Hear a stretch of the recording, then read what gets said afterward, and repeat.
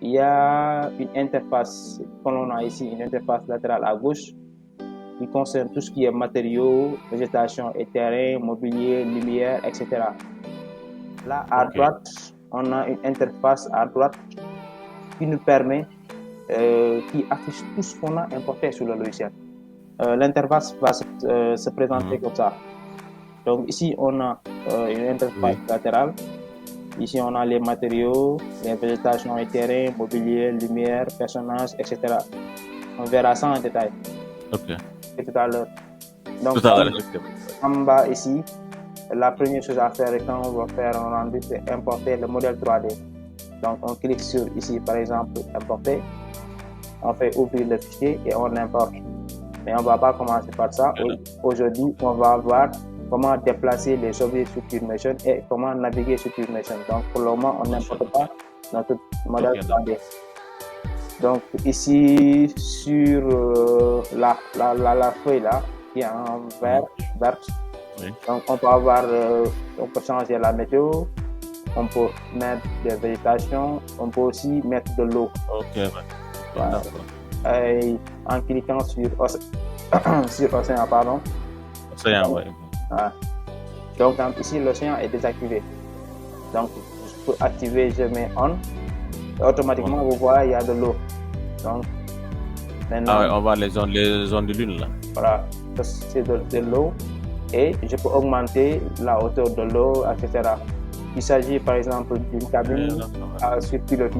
Des fois, on travaille sur des projets qui sont des constructions sur pilotis. Donc, pour régler le niveau d'eau. Voilà, effectivement, le niveau d'eau, effectivement. Okay. Voilà. Si on est loin, par exemple, si la caméra, des fois, la caméra peut se présenter de cette manière. Maintenant, pour avoir, c'est beaucoup plus facile de s'approcher de l'objet, il faut juste sélectionner l'objet ici, sur l'interface latérale à droite, et cliquer sur la touche F. Automatiquement, ça nous ramène tout près face à l'objet. Donc, c'est un raccourci pour éviter d'utiliser les touches de déplacement, flèche du clavier. Ici, pour avoir cette navigation 360 degrés, il faut juste appuyer sur la souris, clic droit et vous maintenez. On peut avoir une navigation comme ça, rester sur place et faire une rotation de 360 degrés avec la vue. Voilà. Donc il faut juste appuyer sur le clic droit de la souris. Maintenant, on va venir voir comment on déplace les objets. Donc, a priori, là, on voit bien qu'il y a 3 axes. Vous voyez bien qu'ici, si je me rapproche, c'est de sorte effectivement, c'est de repère. Donc là, si je clique ici, je déplace l'objet suivant un axe. Je vais l'appeler l'axe X. Donc ici, si je le déplace ici, suivant cet axe-là, ça c'est l'axe Y. Et l'axe, il y a une flèche au bout là, c'est l'axe Z qui nous permet de gagner en hauteur. Voilà. Donc maintenant, pour annuler des actions, comme sur SketchUp avec la flèche retour, ici on utilise CTRL Z. Ça nous permet d'annuler des actions qu'on a fait sur CubeMotion. Donc de revenir en arrière quoi. Autre chose pour le déplacement, toujours la navigation sur CubeMotion. Ici, on peut faire une rotation en cliquant sur l'arc là qui est en jaune. Donc je dépose le curseur là et je fais une rotation. Donc ici je peux déplacer l'objet. Maintenant, si je clique ici à l'intérieur entre les axes et l'arc, là, ça me permet de déplacer tout simplement l'objet sur le plan.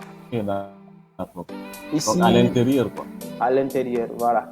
Ici, je peux régler l'heure. Par exemple, ici, c'est à 14h. Vous voyez bien que c'est un soleil. Donc, je peux descendre jusqu'à, par exemple, 16h pour vous voyez bien qu'à 17h. Donc, c'est un peu sombre. On va aussi l'ombrage de cette place. Je vais choisir lumière. Donc, pour que la lumière puisse être efficace, il faudrait normalement, c'est évident, je dois un peu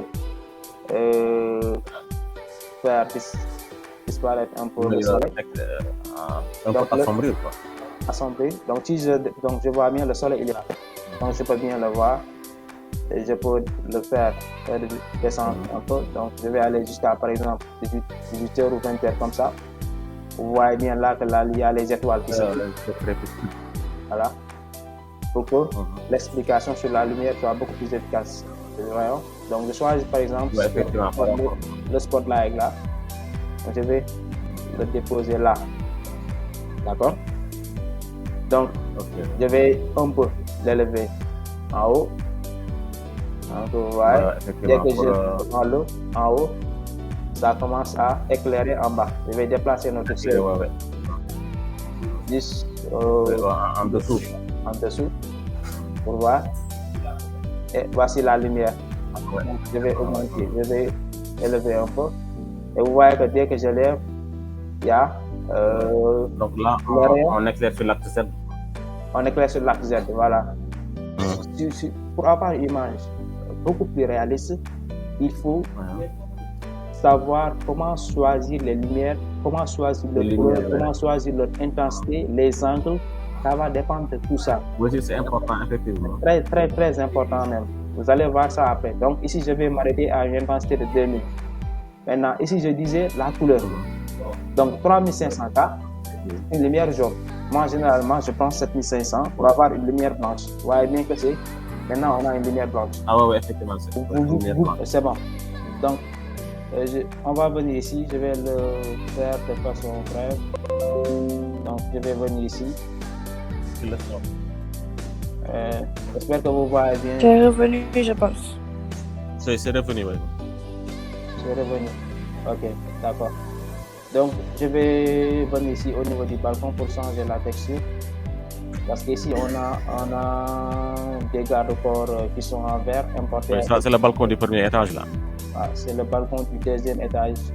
Je suis au deuxième. Voici le premier. Donc, je suis au deuxième là.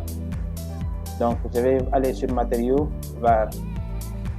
Donc, ici, il y a toutes sortes de verres. Hein. Je vais choisir celui-ci. Donc, et je vais juste glisser. Ouais. Et dès que je glisse, il y a tous les autres garde-corps qui ont changé de texture. Après, ça l'applique sur l'ensemble du vitrage, quoi. Ça l'applique sur l'ensemble, voilà, exactement. Donc, maintenant, on peut jouer avec l'opacité. Ici, je peux diminuer un peu l'opacité pour que ça soit moins reflectif. Bien, je peux augmenter l'opacité. Cette ligne verticale en vert là. Donc, vous voyez que, d'accord. vous voyez que c'est un peu nuageux. Il y a le soleil, il y a les nuages. Il y a les nuages. Donc, je peux aller. On voit la texture qui change. Hein? Qui change. Bon, je vais aller à 15 heures pour que ça soit beaucoup plus clair.